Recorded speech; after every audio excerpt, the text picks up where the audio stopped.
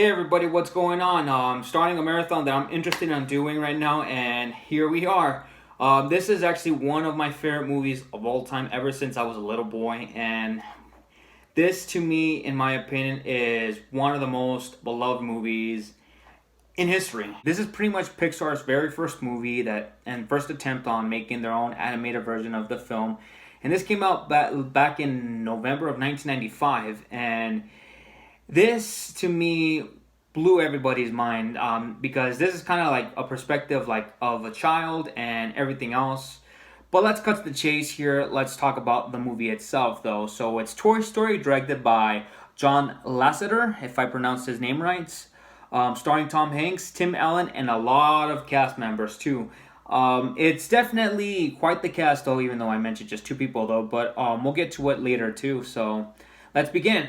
The story pretty much is like the perspective of a life of a little boy named Andy having fun with his cowboy doll named Woody, or should I say Sheriff Woody, and he's having the time of his life. He has a birthday coming up, and after that, when Andy goes out there and pretty much helps his mom set up for his birthday party, Woody and his friends Rex, Ham, Slinky, and the rest of the clan start to immediately just like get everything prepared to see what toys Andy has prepared and what he's going to be getting for his birthday too. And who knows if any of them are going to get replaced, though, which is pretty shocking for quite a toy store for a toy's life, though. And knowing who knows if they're going to get replaced or not.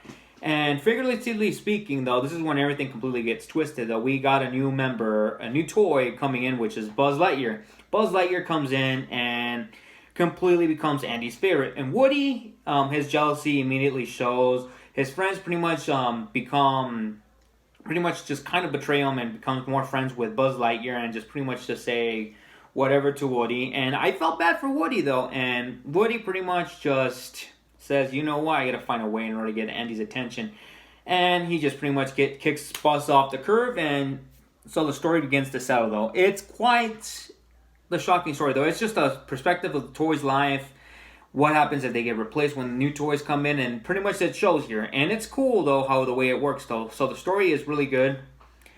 As for Woody, who played by Tom Hanks, I would agree. He's the team leader, or should I say the leader of the whole Toy Story team.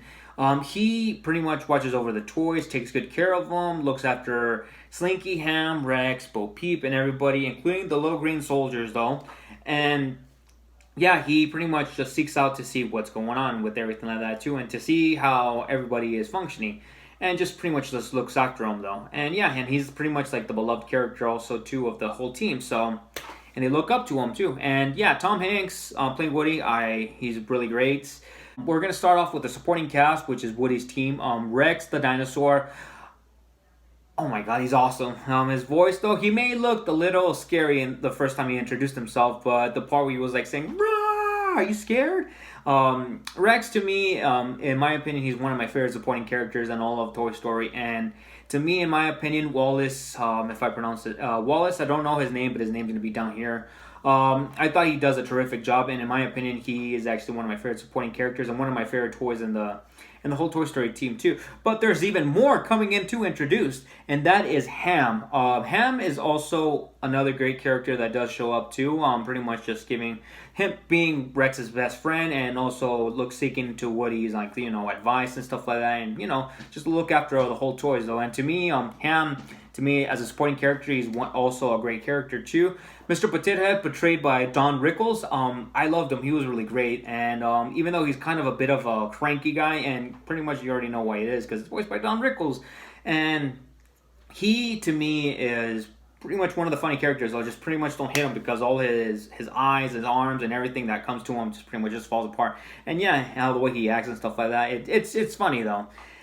Slinky the dog, I really did like him, and it's voiced by the guy who does the Ernest movies, and he's really good. And him portraying that character was absolutely really good, and I liked him, though, as a supporting character too. And then you also have RC, the little car, who pretty much doesn't do anything but just to pretty much just drive around, just like at least. And when I was little, I really liked the car too, and yeah, he was great. And then we got another character too, which was Bo Peep. Bo Peep pretty much is kind of the sort of love interest to Woody, and let's just say it's kind of a bit of a romance between both of them though. But then when another character, for example, does show up, which is Buzz Lightyear, pretty much things completely shift for both of them though. So it's quite the twist though. And yeah, the supporting cast is amazing without a doubt. As for Andy, he pretty much is the owner of all the toys and plays with them, has fun with them, and after pretty much when Buzz Lightyear comes in and joins the fray, Andy pretty much just loses his attention with Woody, and he pretty much just does anything he can. But to me, he's a great person who pretty much just watches over his toys and just takes good care of them. And yeah, that's about it too. His portray though, how the way he is and how the way he's friendly with his toys and pretty much just forgetting about Woody, just leaving him on the side, which is pretty messed up though. But hey, at least you guys already know how the movie goes though after that too. And yeah, Andy is great. As for the next character here and introduced, Buzz Lightyear, the world's greatest superhero, now the world's greatest toy. Buzz Lightyear, portrayed by Tim Allen. Wow, he's awesome. And I kind of understand why Andy pretty much just chose Buzz Lightyear over Woody. And I felt bad for Woody, though, because it was hard because Andy had to pretty much choose between Woody and Buzz Lightyear, and which is his favorite, though. And seeing the perspective between Andy and Buzz Lightyear and also with Woody, it's kind of hard, though. And then Tim Allen voicing him, though, he was really great. Pretty much being the second in command of the whole pretty much team, and then Woody pretty much just gets a little jealous of how the way he pretty much sees how the way Andy likes Buzz Lightyear over the rest over than him, and then he does play with the rest of the toys though, and then pretty much the toys just notices that Woody's kind of jealous of how the way things are going. And yeah, Tim Allen does a terrific job though on portraying Buzz Lightyear, and he was really great though.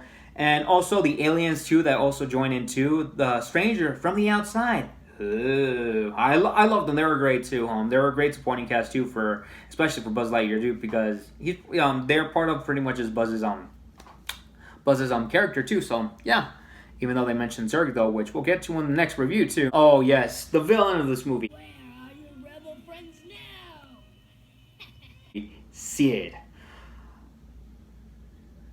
Man, he is one vicious child. He pretty much loves to make his toys suffer. He puts in firecrackers and just pretty much causes them to explode.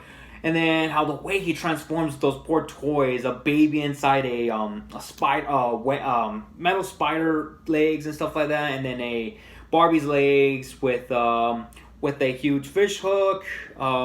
Then a poor muscle man bouncing up and down and stuff like that. Jesus, I'm like, wow, Sid, you really are a vicious, crazy toy destroyer, and especially turning them into monsters too. And it's not the toys' fault. It's pretty much Sid's, because Sid is quite the villain. How the way he is a bit of a twisted way of taking care of his toys though, and especially with his sisters though. When he takes off his sister's toy's head and replaces it with a dinosaur, I was like, Jesus, Sid, you're one evil little child, and pretty much just cause your toys to turn them into complete nightmares. And when I was a little kid, that baby with the spider legs scared the crap out of me, and I'll admit it did. And yeah, Sid is just one sick, you know what. So, but you know what? At least he got what was coming in the very end when Woody, Buzz, and everybody else just pretty much betrayed. But it wasn't just Buzz; it was just Woody and the rest of his other toys. Though he gets his own twist, though, so that was actually good. And yeah, and also we're talking about the CGI of the movie and the character designs. For a 1995 film, this movie looks absolutely amazing. And to this day, it looks a little dated though, but in the end, this is pretty much the very first one that started it all, especially for Pixar. It looked amazing how the way the characters look. Woody, Buzz, Rex, Ham. I know they look a bit generic though. Bo Peep, I know how the way that Sid created the toys into like the very end, the baby spider, the jumping muscle man with no legs. Jesus, and yeah, to me the CGI looked amazing though, and the character designs looked really cool though, especially for the rest of the other characters too. The Buzz Lightyear and Woody's relationship though, here how the way they met though, Woody pretty much was jealous that Andy replaces him with Buzz Lightyear, and then this is the part where pretty much Woody and Buzz Lightyear just have their own clash. And after that, we get to see them pretty much like getting stranded at Pizza Planet, but then later on gets taken away by Sid. Then right here, we get to see like the relationship built up between Woody and Buzz and how the way they become pretty much from enemies to friends here. And right here, we finally get to see because Buzz Lightyear here in this movie, I didn't get to say it here too. Buzz Lightyear thinks he's a real space commander, and pretty much he is acting like he pretty much like is a space commander, but he isn't. But until he realizes the truth of what he is and what he's actually really about, though, it was kind of a tragedy though, because when he tries to fly and he falls off and he loses that arm, I was like, geez, that was sad. And right here, this is the part where when Woody finds Buzz and how the way Buzz acts like, and then seeing that he is just a toy. This is right here when Woody kind of like has the feels for Buzz Lightyear too. And then when Sid pretty much tries to look for Woody, but he couldn't find Woody, and he straps a rocket between Buzz. Here, Woody kind of like feels bad because, yeah, I was kind of a jealous a-hole, so I'm gonna have to like help out Buzz here. So right here, the relationship between Buzz and Woody, how the way they became enemies, then they became frenemies, and they became enemies again, and then right here their relationship starts to build up, and then later in the very end they become friends. And to me, I love that too, because come on, like, I know when there's somebody who joins in the new family, though, there's jealousy that shows up, but then later on you have a little bit of sympathy of like what they're going through after they're realizing the whole truth of what you really are. It's just sad. And then here how the way the relationship was built up, though, and even though how Woody pretty much became enemies between Mr. Potato Head, Slinky, and everybody else. And it's quite sad, though, and here he kind of like fully redeems himself after like Woody just at least realizes like how much he becomes like, a team leader, and also he has to pretty much seek out after the new toys that he can pretty much gets replaced, though, and as long as Andy pretty much just looks after them, though, too. And it does pay off, though, without a doubt. And to me, for a 1 hour and 21 minute movie, or should I say minus the subtraction of the commercials, or should I say the credits, it's like a 1 hour and 13 minutes, 1 hour and 14, 15, I think. It's quite the time, and I'll give it that, too. And the relationship between Woody and Buzz is great, though. Best moments in the movie, without a doubt, I'm going to have to say this. The part where Buzz was strapped with that rocket and then they just launched in the air and then they're falling with style and stuff like that. That part was cool. And then also when Woody and Sid's toys getting revenge on Sid of how the way he pretty much treated his toys, and it scares the crap out of him, though. Pretty much everything about this movie, there is not even a boring moment in this movie. It's really cool and iconic too, and it's part of a really cool video game. I'll talk about that in the finale of the marathon too, so you guys can talk to you about that too if you guys want to. And yeah, great moments in the movie though. Is this movie worth watching and worth investing? Yes, it is, dude. This is to me one of the best movies I have ever seen in my entire life, and one of my favorites of all time. Despite it being an hour and 15 minutes long, this is to me one of my favorites. And in my opinion, my final verdict for this movie is a 10 out of 10. Without a doubt, this is one of my favorite movies of all time. And in Rotten Tomatoes, at the tomato meter, it's 100% out of 100, and that's shocking though too, because there's nobody who hates this movie. Like, come on, like, it's Toy Story, and this is pretty much like the perspective of the toys and how they're being handled by their own owner, which is Andy, and everything else, and how it feels like when you get replaced by another toy, and jealousy erupts and stuff like that, and then after things go completely awry, you work yourself together, but then in the end you see characters showing their true colors and stuff like that, and how they feel like being a real toy. It's just sad. But then after that, when you try to like escape your own demons and just at least, if you know what I meant, but like escaping from Sid and stuff like that and his craziness, it was just quite the ride though, and it's quite sad too. And to me, this is one of my favorite movies of all time.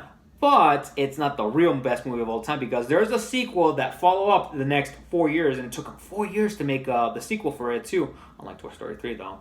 So yeah, that's to me about it though. So the next video I'm going to be doing is Toy Story 2. Sorry guys, I don't have the movies with me. I used to have it on VHS, but I gave them away to Goodwill, which really sucks though. And you guys are probably wondering, you don't have any toys with Woody or Buzz Lightyear. I don't, but I have these ever since I was a little baby, and I have them to this day. They're not in perfect condition though, because it kind of shows here. These are the Baby Bops. I had this when I was 3 years old.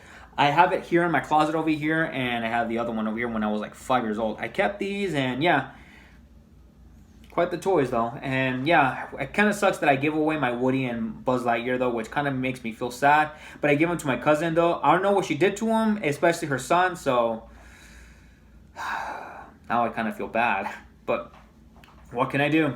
I grew up. Well, anyways, guys, I'll see you guys in the next video. Take care, everybody.